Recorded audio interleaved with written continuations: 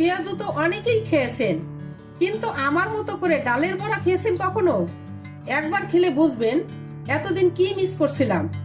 তখন কিন্তু বারবারই খেতে চাইবেন আর বলবেন আপু কি রেসিপি দিয়েছেন। তো চলুন কয়েকটি সিক্রেট টিপস সহ রেসিপিটি শেষ পর্যন্ত দেখে নেওয়া যাক। দেখুন, প্রথমে একটা বাটি নিয়েছি, এখন দিয়ে দিলাম আমি 1 কাপ খেসারির ডাল, আরো 1 কাপ দিব, টোটাল 2 কাপ। এখন এই ডালগুলোকে ভিজিয়ে রাখবো 20 মিনিটের জন্য। এই রেসিপিটা কিন্তু অবশ্যই বেশি ভিজাতে হবে, তা না হলে ভালো হবে না। আমার চ্যানেলে এখনো যারা নতুন আছেন সবাই সাবস্ক্রাইব করে বেল আইকনটি বাজিয়ে রাখবেন আর শেয়ার করতে কিন্তু ভুলবেন না। এইভাবে পানি দিয়ে আমি ভিজিয়ে রাখবো। কেন বেশিক্ষণ ভিজানো লাগবে সেটা আমি বলবো পরে। এই যে দেখুন ভিজে কতটা ফুলে উঠেছে। এখন ভালো করে পরিষ্কার করে ধুয়ে নিব।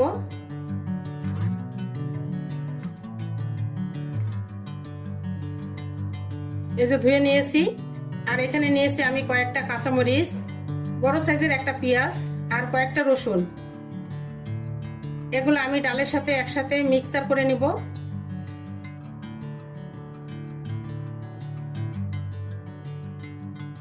ব্লেন্ডারে জারে দিয়ে দিচ্ছি, তবে কোনো পানি কিন্তু দেওয়া যাবে না।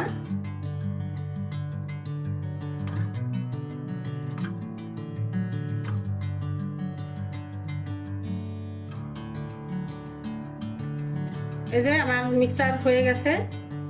এমন ভাবে এটা ব্লেন্ডার করতে হবে, একদম মিহিও না আবার একদম বেশি ছাপা ছাপাও না, তাহলে রেসিপিটা ভালো হবে না। এখন দিয়ে দিলাম 1/3 কাপ চালের গুঁড়া, 1 চা চামচ শুকনো মরিচের গুঁড়া, 1 চা চামচ ধনিয়ার গুঁড়া, স্বাদ মতো লবণ, আর দিব একটু ধনিয়া পাতা। এখানে কিন্তু আমি আদা দেইনি, আদা দিব না। আর যেই রসুন পেঁয়াজ দিয়েছি এটাই যথেষ্ট, আর কোনো কিছুই দিব না। এখন ভালো করে মাখিয়ে নিব।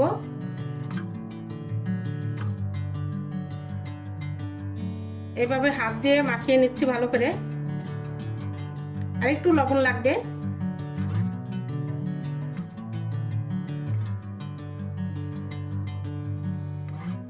তবে আমরা কিন্তু ছোটবেলায় এই রেসিপিটা অনেক খেয়েছি।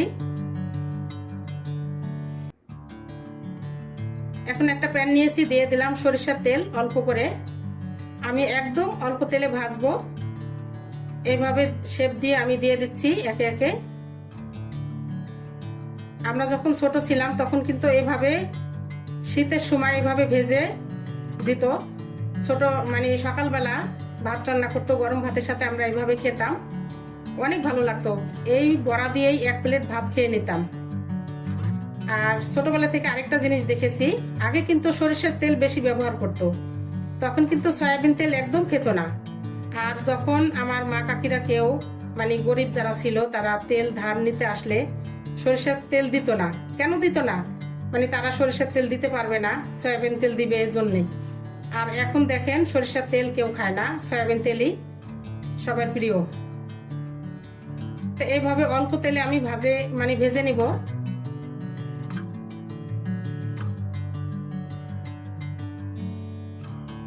এই ডালের বড়াটা কিন্তু খেতে এতটা মজার, উপরটা কিন্তু মুচমুচে হবে এবং ভিতরটা একটু নরম থাকবে।